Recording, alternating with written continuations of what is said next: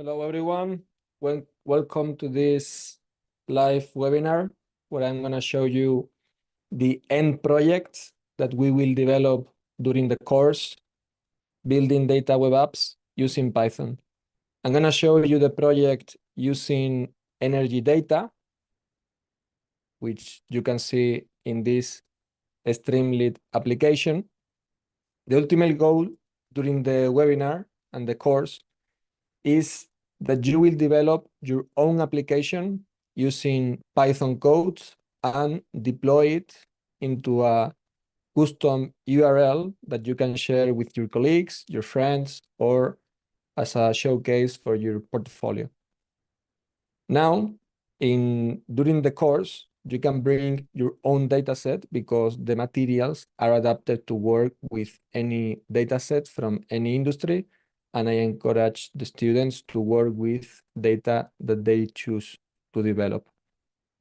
Now you have the application here in Streamlit using a local host URL.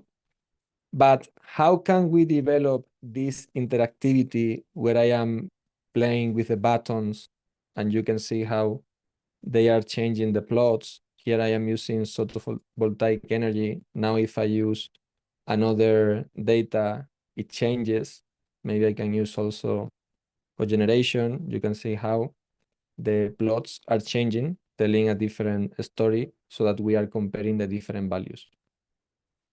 Now, how do we develop all of this application if we are starting with this raw dataset that you can see here? The only features that we are working with are the year, month, the hour, the source, the generation, which you can see in these interactive buttons. The different aggregation methods. Maybe you want to calculate the total energy generation, which is the sum. Maybe you would like to calculate the average and to select facets for each one of the years or the months or the hours. Let me show you how the application works at the beginning, and then I will show you how to work with the raw data sets to tell stories using pivot tables with the code. This application is the one that you will develop using your own dataset. And to do so, here is the code, which is a lot of code, but during the live course, I will be there to guide you all the process through so that you can come up with a great data visualization, a great data application to tell a story. In the data story that you will develop, you will put several buttons. Here, you can see some of them. In the raw data sets, you have many columns. You can see here all of the available columns, each one indicating a specific way to generate energy. In Spain, you see that sometimes Spain is importing data from countries like Andorra, Morocco, France, Portugal. On the other hand, it generates energy with its own resources that you can see, such as wind, which is eolic energy, coal, although it may be a little bit during the last years, pumping consumption, solar thermal, combined cycle, which is gas, and nuclear energy. There are many ways in which you can develop the story depending on the data and the seasons of the temporal columns that we have here. Let's start with a simple example. For example, solar photovoltaic energy. You can see that as we increase in each one of the phase-set plots, which are the years 2018, 2019, until the year 2022. They are increasing in the trend because the Spanish government is betting on renewable sources such as eolic, solar photovoltaic energy, and the sun in Spain is up most of the time. So you are welcome here to be on summer vacation, for example, and you can see that there is a lot of energy coming from the sun during the daylight. Now, which other story can we tell? Can we compare multiple sources? For example, having the eolic energy. Let's check it out. We use the wind here, and now we can see two comparisons for solar photovoltaic and the wind. But there are many ways to make the chart clearer. For example, instead of comparing all of the years, we can select which specific years we want to compare by selecting in the drop-down. Another thing we can exploit from these plotly charts is the ability to generate in the x-axis another type of metric, such as the hourly. Let's check it out. And here, what do we see? That in the total, the solar photovoltaic is up from the hour 7 to the 8 p.m. That's because it's daylight and the sun is injecting the energy. Those are the hours where there are less wind because it's most wind, which is most notable during the night and the early moments of the night as well. From 1 a.m. and then it decreases, slowly increases. Which other sources can we see in this visualization? Let's check, for example, for gas, which is a normal source of energy when the sun is not up. So we check on the the combined cycle. And what do we see here? That there are some slumps down because those are the moments where the solar photovoltaic energy is up most of the time. But this is not a fair comparison because we are comparing the total of the values with the sum. If we want to compare on average, which should be the different generations of these technologies, we should calculate the average, which is a more representative value. So we put the average, and now we can see that the shape hasn't changed, but the values on the y-axis have done. As you can see, I put the sum. The values are in 3 million megawatts per hour. And if using the average value with the mean, they are in 8,000 megawatts per hour at most. Now, I can compare how this has changed over the years since the first one we have recorded in the dataset. And now we can see how at the beginning of in 2015, there was at most 300 megawatts per hour, and nowadays there are 8,000 megawatts per hour in solar photovoltaic energy. So here we can see how in Spain, they are investing in a lot of solar photovoltaic energy to produce the electricity. In combined cycle, the gas, we can see also as the comparison from 2015 until 2022, there has been an increase in the overall generation, but here is the surprise, the combined cycle in the year 2015, when there wasn't a lot of solar photovoltaic energy, there was an uniform generation of energy for combined cycle. So what this means that as the Spanish government has been investing in energy generation coming from the solar photovoltaics, we have seen a decrease in the combined cycle in gas consumption. There are many things we can also do with this visualization. For example, if we add more values, such as the balance that we are having with France, when we import energy from France, we can see that in the year 2015, we were giving them energy. It was a positive balance. And nowadays we are importing energy from France because it's a negative balance. Now, the thing is, in these comparisons, it's not fair because here we are measuring minus 1000 megawatts, and here is going through 8000 megawatts. If we calculate the total, this difference can be even larger. How can we compare all in the same metrics, applying an independent y-axis, as you can see here? And now we pay attention to the shapes of the curve.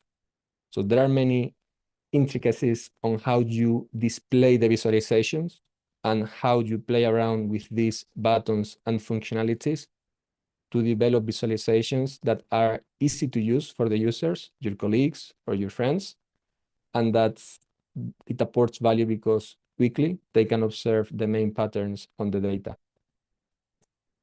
Now, how can we develop some of the code that produces this type of charts? Let's go with the funny part. I'm going to give you a quick tutorial on the course using pivot tables. And you see how easy it is to work with this type of data.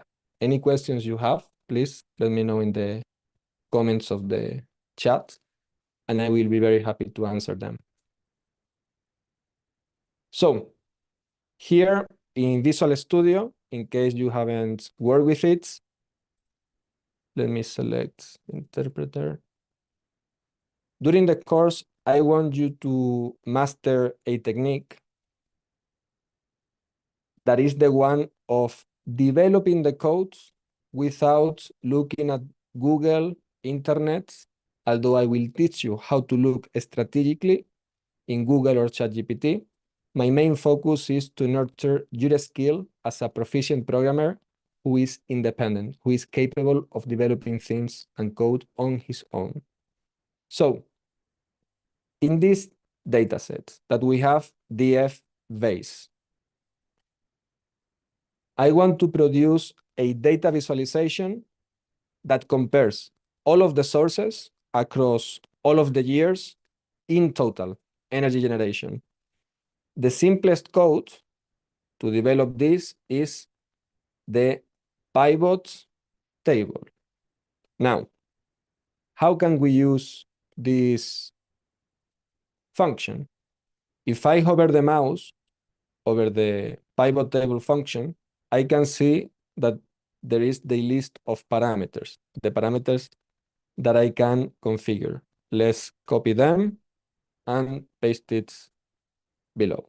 I can remove all of this until the equal because it's not necessary.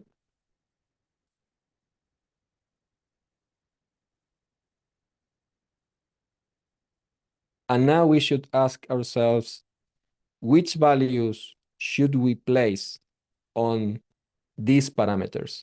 Values, index, columns, and the irrigation function. The values is the numerical column that will be aggregated. This is the one where we calculate the total of the energy, the sum of these values, the average of these values. Therefore, we use values equals generation. Now, the generation is, by the way, in megawatts per hour, in case you were doubting. Now, the index is which categories of any of the columns we want to have by the rows. If I want to see across each row every one of the sources individually, I need to put the source here. Now in the columns, I want to see that as I go with my eyes from left to right, the evolution of time from the year 2015 until the year 2022. Yes, I can share the data. Give me 1 second. It's here. Long packets. I'm gonna copy from the Dropbox.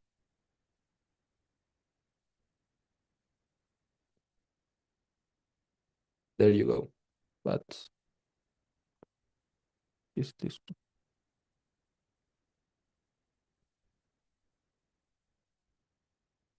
later on, if you have any doubts on the code that I develop, feel free to comment, and I will do my best to answer your questions or even record a new tutorial on the topic. Continuing with the example, I have here the energy generation and the sources by each one of the rows. Now, from the columns, I want to see from the year 2015 until the year 2022. Therefore, in columns, I use year. And now in the aggregation function, I will use the total amount of energy. Now, if I execute, let's look at the magic. I can see all of the energy sources by the rows. By the columns, I can see from the year 2015 until 2022, and the aggregation function is the total. Now, this visualization is good, but it can be improved. Always, we strive for improving the visualizations to tell a story with data. The first thing is we have 19 rows, but we want to see all of the rows with all of the columns. Therefore, we can play around with the style function, which is a trick to display the full data frame, the data set. Now, what else can we do? We can see many decimal points here, and that disturbs the image a lot. So let's remove them. Let's use a format with precision 0 to remove decimal points. Now we are having a clearer picture on how the numbers can influence the story. But there are more things to do. If I surround everything with the brackets, I can work around not only the format, but also I can work around the background gradients. And with this function, I'm gonna color all of the information. There we go. Now we're gonna start to observe some story around the data.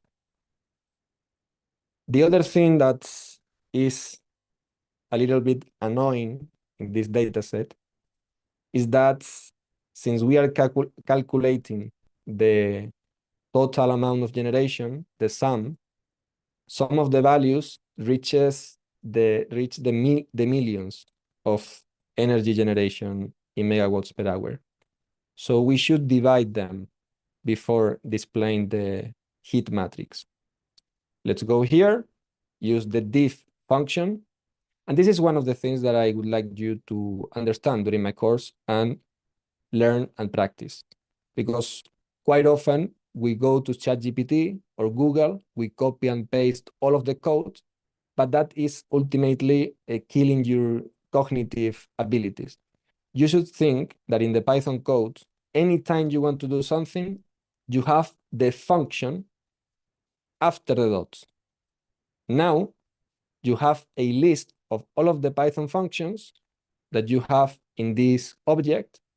If you want to divide the values by 1 million, how is going to be the function called? Something with the letter D, and there we have it. From all of the candidates, which is the most reasonable one? Diff. Therefore, brackets, and now we pass the other number we want to divide from, which is the 1 million. We execute, and there we can see a better visualization. Now, in this case, I would like to see the decimals, at least one to see in the zeros in which direction is going. There we have a better picture, but now there is one thing that we can change because it's all the time, for example, telling in this case that the nuclear energy is the one that generates most energy, and it has the darkest value, except in the year 2022, 22nd, that curiously, we are generating more energy with combined cycle with gas. But how can we put the darkest values overall in this chart? We can use the parameter axis none. And now it hasn't changed much, but there are some tonalities which have changed in the values. Having this data is good, this visualization, it tells a story, but we would like to make a ranking to see which energy sources are at the top and which energy sources are at the bottom because they generate less energy. So before styling the chart, we should even calculate the total amount by each energy generation, energy sources across all of the years. And this operation is one that we calculate to create a new column here that will contain all of the energy generation. And we can say, for example, in the pivot table, having the margins parameter that you can see here, we go down, margins equals true. And now you can see in the DF how the latest column, all, has that value. Therefore, by executing this function again, there I have my column all. There is something else that I want to do now, and that is not taking into account the background gradients of the all.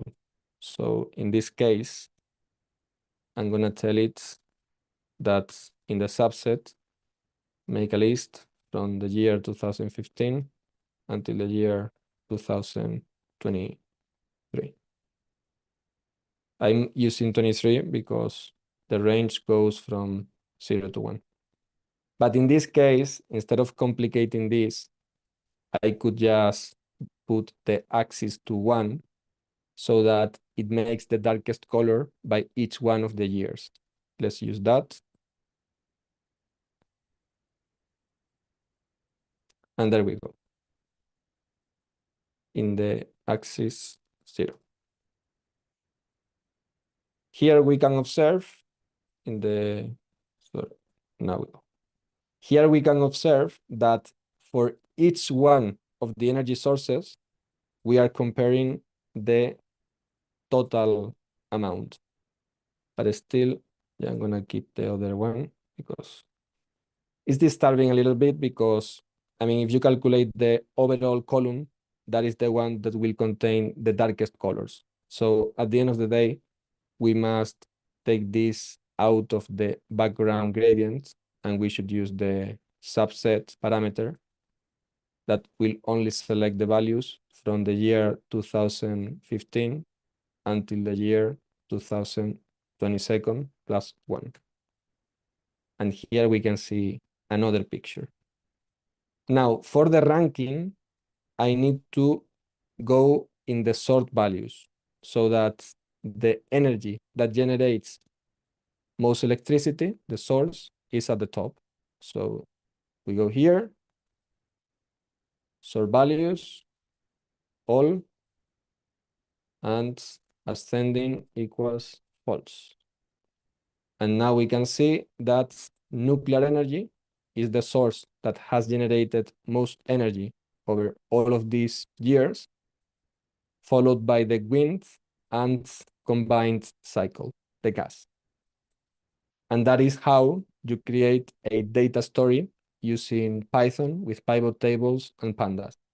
As an addition, you could even change the colors because at the end of the day, when developing the codes, you can work in many ways. There are many ways, many paths leading to Rome, what I normally say.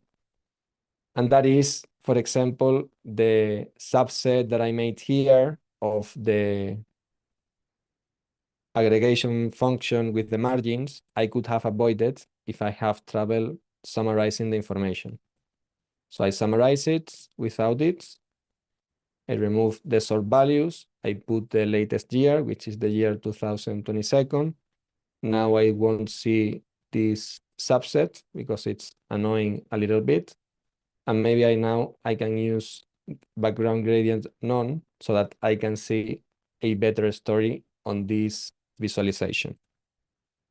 And that is the main things that you will learn during my live course, because I will be guiding you through all of the process on creating nice visualizations that later you will pre-process and transform it into Streamlit web applications so that you can share it with your colleagues, friends, and have it on your portfolio of projects to showcase your skills on programming with data.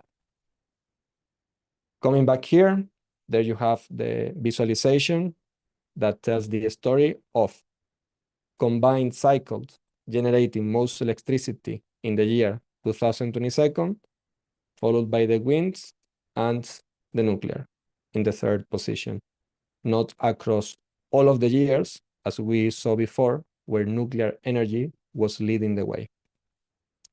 So guys, any questions you have, please let me know in the chat before we close up the streaming. It's been a pleasure presenting you this course that I will carry out in a form of Datathon that you can see here, all of the steps that you will develop, the outcomes, the syllabus, the dates, because it's next week, starting on Thursday, 3 hours each day. Here you will have an outline of the projects and topics that we will develop, because I will show you also how to analyze bivariate, multivariate, the details of the code that I cannot show you in just 30 minutes of presentation. You will uncover them during the live course. So if you are intrigued, you're curious about data programming, feel free to take a look and check out what other students say about the course and the methodology that I am teaching you to become a proficient data programmer. For the copy pasting the codes, Sabine, probably I will put it on the GitHub repository. Maybe I will, maybe not. I will publish it on Thursday. But if you are intrigued about knowing more about my tutorials, I have a website, datons.ai. And here you can see the code from many solutions where I develop these methodologies. For example, you can go on the search, go to look for the pivot. And if you go here in English,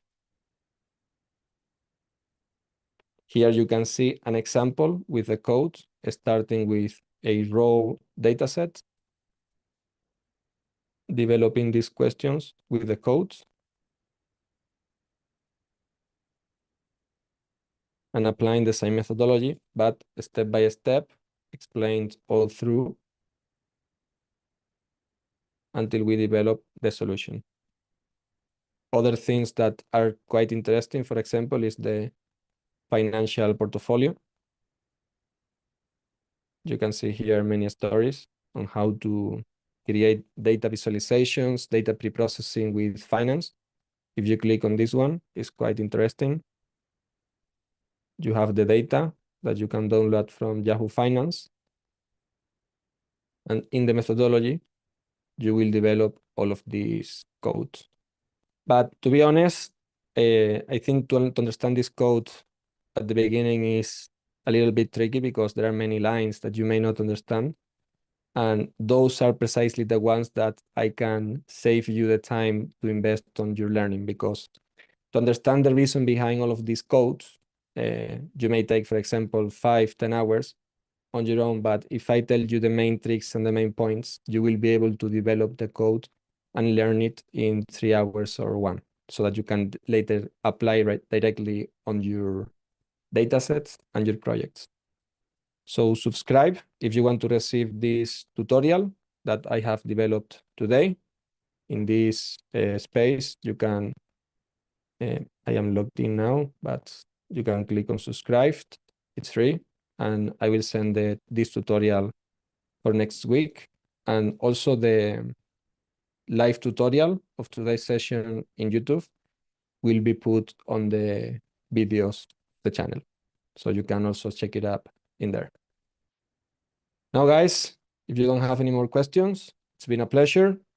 Consider joining this live course next week, and I will be pleased to teach you all of the many tricks that I know about Python so that you can develop a data application and put it onto your portfolio of projects.